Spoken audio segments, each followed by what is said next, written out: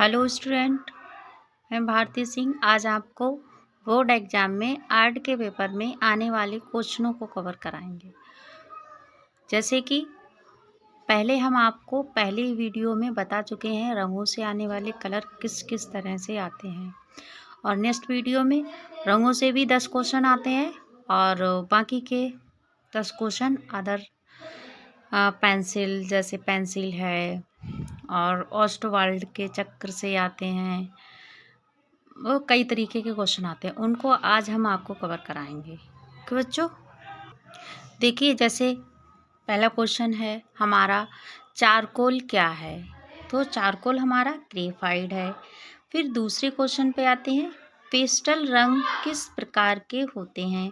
तो ये अस्थायी होते हैं, जो करने के बाद में धुले जा सकते हैं। तटस्थ रंग कितने प्रकार के होते हैं और कौन कौन से होते हैं? तटस्थ रंगों से क्वेश्चन पेपर में आते ही आते हैं 100%। इसे एक दो क्वेश्चन रखा होता है। तो देखो, तटस्थ रंगों की बात करें तो ये संख्या में 2 होते हैं। कौन कौन से होते हैं? तो काला और सफ़ेद होता है। समकोण की बात करें कि समकोण त्रिभुज किसे कहते हैं? तो समकोण त्रिभुज हमको पता ही है कि जिसका आधार 90 अंश कोण का होता है वो समकोण होता है। ओस्टवाल्ड के रंग चक्र में कितने रंग होते हैं? तो 8 होते हैं। ये कई बार पहले पेपर में आ भी चुका है और हर बार पेपरों में आता है। इसे अच्छे से वेरी वेरी इंपॉर्टेंट क्वेश्चन है, इसे अच्छे से याद कर लेना। कौन सी पेंसिल से बनाई गई रेखा अधिक काली होती है? तो 2B की पेंसिल जो होती है उससे बनाए जाने वाली आर्ट या रेखा होती है तो अधिक काली होती है।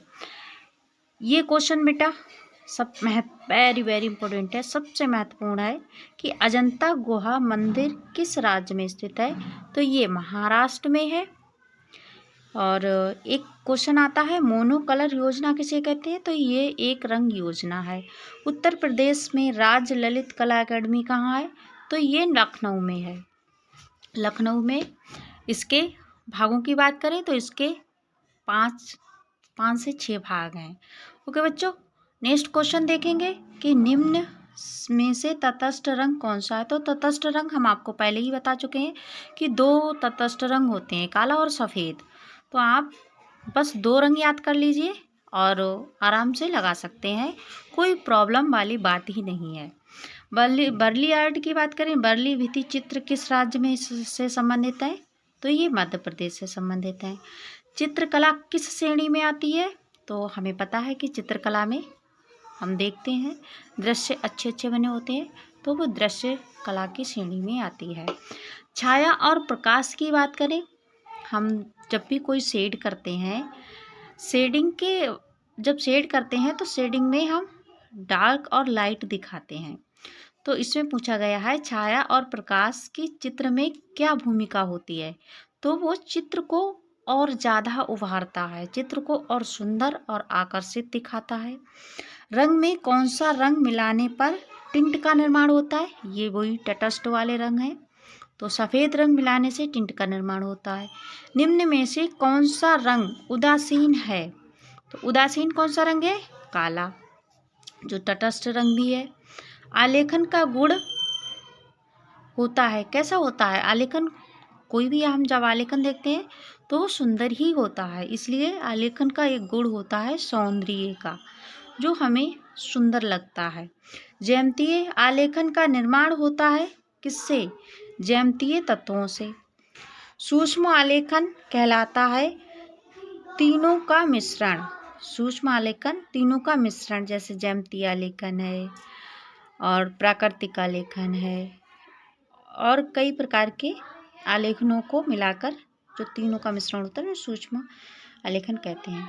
आलेखन में पुनरावृत्ति होती है ट्रेसिंग पेपर से। एक ट्रेसिंग पेपर होता है, आलेखन को हम एक तरफ का हिस्सा बना लेते हैं और दूसरी तरफ ड्रेसिंग करने के लिए हम ड्रेसिंग पेपर का यूज़ करते हैं। इसका यूज़ करके हम दूसरी तरफ आसानी से बना सकते हैं ड्रेसिंग करके। ओके बच्चों, आगे देखेंगे आलेखन में कौन सा रंग उपयुक्त होता है? तो अपारदर्शी रंग होता है वो प्रयुक्त होता है। ज्यामितीय आलेखन में प्रयोग होने वाला रंग तो श्वेत श्याम रंग होता है, वो आलेखन में अच्छे से उभर के आता है और ये ज़्यादातर किया जाता है ज्यामितीय आलेखन में। फिर बात करें हम अल्पना का नाम, अल्पना का जन्म कहाँ हुआ है या अल्पना है कहाँ की, तो ये हम आपको बता दें कि ये बंगाल की है। इसी तरह से हमारी रंगोली से भी क्वेश्चन आते हैं कि जो रंगोली है वो कहाँ की प्रसिद्ध है, तो रंगोली हम आपको कई बार पहले भी बता चुके हैं, ऑफलाइन क्लासेस में भी मैंने बताया है। तो जो अल्पना होती है, जो रंगोली होती है वो हमारी उत्तर प्रदेश की है और जो अल्पना है वो बंगाल की है। ओस्टवाल्ड के चक्र के अनुसार मुख्य रंग कितने हैं, तो ओस्टवाल्ड के रंग चक्र में कितने रंग हैं, 4। इनमें से कौन सा रंग खनिज रंग का नहीं है, तो एक्रिलिक रंग होता है वो खनिज का नहीं होता है, बाकी सब खनिज रंग होते हैं। रंग के मुख्य गुण, रंग के मुख्य गुण, तो रंग के मुख्य गुण कौन से होते हैं, 3 होते हैं, जो हम आपको बताते हैं कि रंग 3 ही कलर के होते हैं। जो प्रांक के अनुसार प्राकृतिक रंग होते हैं वही रंग के गुण भी होते हैं। काले रंग का विरोधी रंग सफ़ेद, काला और सफ़ेद दोनों तटस्थ कलर हैं और इनसे अधिक से अधिक क्वेश्चन आने के चांसेस रहते हैं। किस नंबर की पेंसिल हल्की रेखाएं खींचती है, तो 2B की हमने आपको पहले बताई थी कि वो डार्क लाइन खींचती है, लेकिन H नंबर की जो पेंसिल होती है वो हल्की रेखाएं खींचती है। काला जो कला शब्द है हमारा वो किस शब्द से लिया गया, तो वो संस्कृत शब्द से लिया गया है। चित्रकला में कितने अंग माने जाते हैं, तो वो 6 माने जाते हैं।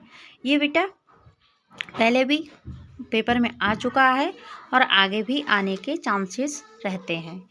ओके, तो आगे क्वेश्चन देखेंगे हम कि बिना ब्रश की सहायता से कौन सा रंग लगाया जाता है, तो वो पेस्टल रंग लगा सकते हैं। सबसे महीन ब्रश निम्न में से कौन सा है, तो सबसे महीन, अगर आपके क्वेश्चन में 0 नहीं दे रखा है तो आप 1 लगाएंगे। 1 नंबर का क्वेश्चन ब्रश जो होता है वो सबसे महीन होता है, और अगर 0 दे रखा है क्वेश्चन में तो आप 0 को लगाओगे। निम्न में से सबसे अधिक मोटा ब्रश कौन सा होता है, तो वो 6 नंबर का होता है। कौन सा आकार आलेखन के लिए उपयुक्त नहीं है, तो बाकी के आप सभी आकारों में आलेखन बना सकते हो, लेकिन कोण में कभी भी आलेखन नहीं बनाया जाता है। ओके, कौन सी पेंसिल से खींची गई रेखा सामान्य होती है, तो जो HB की पेंसिल होती है वो ना ज़्यादा डार्क होती है और ना ज़्यादा लाइट होती है, बीच की होती है, जो सामान्य रेखा होती है। अगर आप B2 से खींचते हो तो वो अधिक डार्क हो जाएगी, H से खींचते हो तो वो हल्की और हो जाएगी, लेकिन HB से खींचते हो तो वो सामान्य रहती है। सबसे गाढ़ी पेंसिल कौन सी होती है, तो वो होती है 6B की। जितने नंबर आगे बढ़ते जाएंगे उतनी पेंसिल डार्क होती जाएगी। 6B है, 7B है, 8B है, 4B है, 2B है, इस तरह से पेंसिल की जो काला होता है, जो डार्कनेस होती है वो अधिक बढ़ती जाती है। वर्ण का अर्थ होता है तो वो रंग होता है। ओस्टवाल्ड से संबंधित रंग तो बहुवर्णीय रंग होते हैं। और यहाँ पे हम आपको एक शब्द और बता दें, ह्यू। जो ह्यू होता है, ह्यू क्या होता है, तो ह्यू वर्ण के लिए बोलते हैं और ह्यू किसी रंग के लिए भी यूज़ किया जाता है। ओस्टवाल्ड के संबंधित बहुवर्णीय रंग होते हैं। भारत का राष्ट्रीय ध्वज क्या है, तो संयोजन है। भारत का राष्ट्रीय ध्वज जो है वो संयोजन है। एक चित्र के लिए सबसे महत्वपूर्ण घटक कौन सा होता है, तो संयोजन का। अगर अच्छा संयोजन है आपके आलेखन में तो वो अच्छे से सुंदर लगेगा और अच्छे से बन पाएगा। एकांकी रंग संगति के कितने रंगों का प्रयोग होता है? तो एक ही रंग का प्रयोग होता है, जो डार्क से अगर वाइट मिलाते हैं तो डार्क से लाइट की तरफ चला जाता है, और ब्लैक मिलाते हो तो डार्क से लाइट की तरफ, लाइट से डार्क की तरफ चला जाता है। मोनोकलर योजना तो एक रंग योजना होती है, जिसमें टोन का निर्माण होता है, लाइट से डार्क की तरफ चल जाना, यही मोनोक्रोम होता है। सूर्य की किरणों में कितने रंग होते हैं? सूर्य की किरणों में 7 रंग होते हैं, जो हम इंद्रधनुष में देखते हैं, वही हमारे सूर्य की किरणों के रंग होते हैं। आलेखन को ट्रेस करने के लिए कौन सी पेंसिल का प्रयोग करना चाहिए? तो ट्रेस करने के लिए आप 2B की पेंसिल का प्रयोग कर सकते हैं। आँखों में जो वस्तु रंग का अनुभव करते हैं उनका नाम क्या है? राइड्स एवं कोन्स, शलाका एवं तंतु। यह हमारी आँखों को जो रंग होते हैं वो रंगों को एब्जॉर्ब करते हैं और अच्छे से उनको महसूस कर पाते हैं। ओके बच्चों, ये जितने भी क्वेश्चन हैं हमने आपको 45 क्वेश्चन कवर करवा दिए हैं। अगर आप इतने क्वेश्चन याद कर लेते हो तो इससे बाहर आपके पेपर में कोई क्वेश्चन नहीं आता है।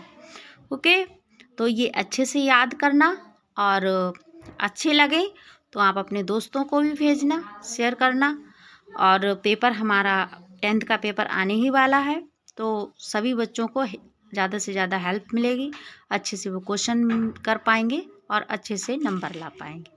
ओके बच्चों, थैंक यू। अगर अच्छी लगे तो लाइक करना और सब्सक्राइब करना।